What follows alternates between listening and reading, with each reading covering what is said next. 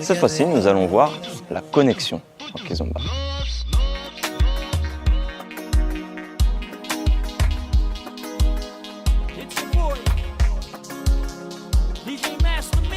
Qu'est-ce que vous avez vu? Est-ce que c'était une chorégraphie? Non, c'est une improvisation.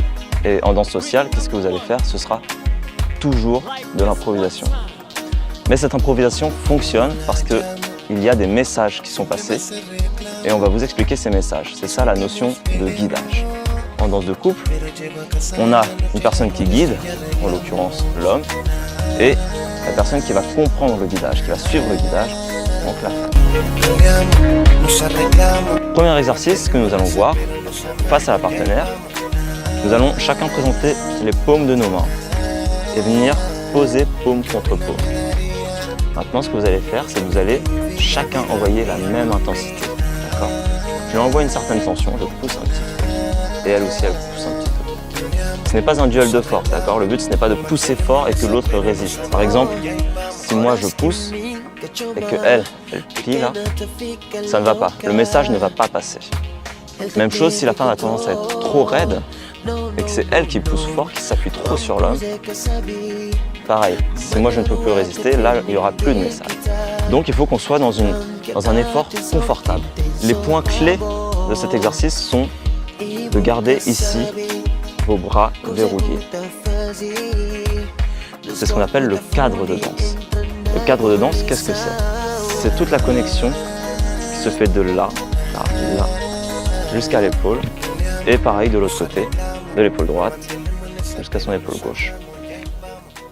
De cette manière-là, il est très visuel, on le voit clairement. C'est ici. Maintenant, quand on est en position kizomba, c'est exactement la même chose. On va être verrouillé là, là. Idem ici. Ici, la connexion est encore plus forte, c'est encore plus facile, puisque j'ai la main droite qui me permet de verrouiller contre son omoplate. Elle a sa main gauche qui permet de verrouiller au niveau de mon cou. Et en plus, on a des contacts au niveau des bras, au niveau des coudes. Donc la connexion est encore plus forte.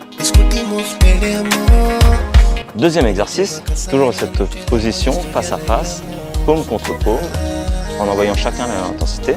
Cette fois-ci, nous allons chercher à nous déplacer. Par exemple, moi, homme, je vais avancer. De cette manière, je l'entraîne vers l'arrière. Okay. On revient.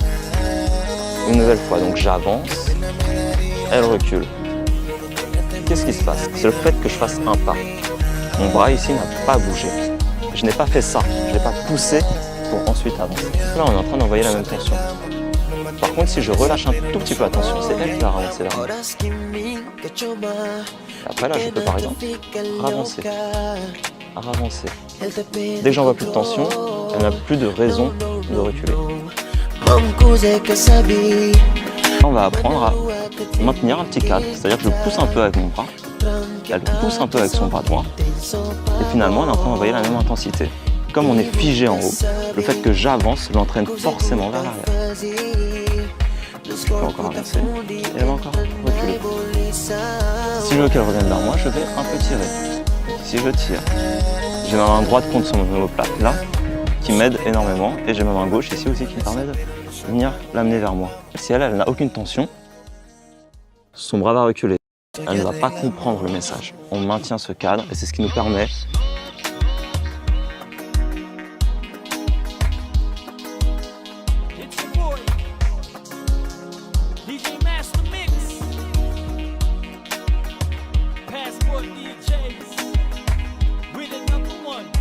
de nous déplacer.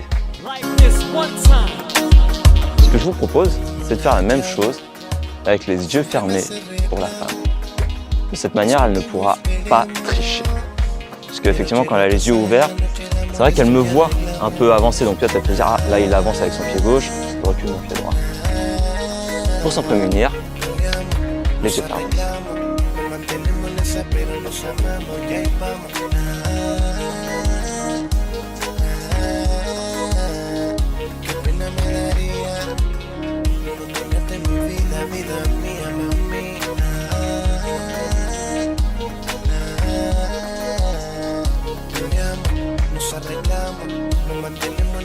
Pero Pour perfectionner votre connexion, moi je vous propose un petit exercice avec un ballon.